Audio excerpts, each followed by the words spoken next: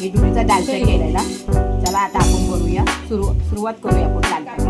ते पाण्यात मी भिजत घातले काळा पडू नये म्हणून काळा पडू नये हे पाण्यात ठेवले. कांदे कापले 2 कांदे कापलेले आहेत. अद्रक लसणाची पेस्ट आहे. कढीपत्ता आहे. लाल मिरची एक टाकली.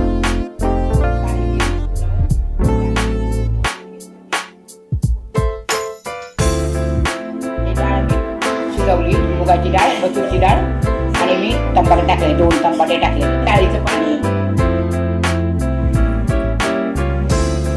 आता हे मी मिक्सरला वाटते. डाळ दिसून नाही म्हणून मी मिक्सरला वाटली डाळ. मुगाची डाळ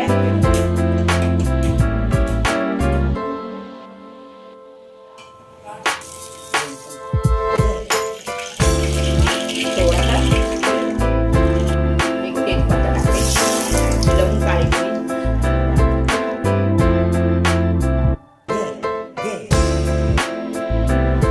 कांदा टाकते.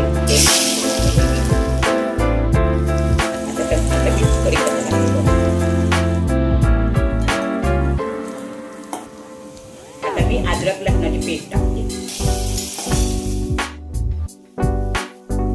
आता मी एक लाल मिरची टाकते.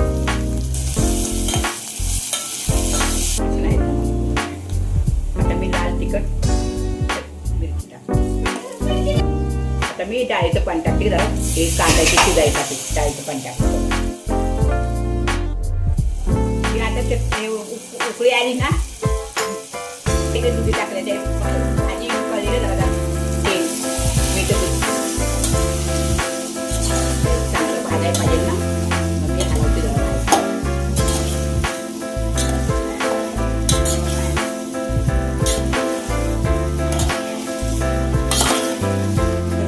शिजायसाठी मी इथं झाकण जरा ठेवली उभी गेला. आता मी इथे पाणी टाकते.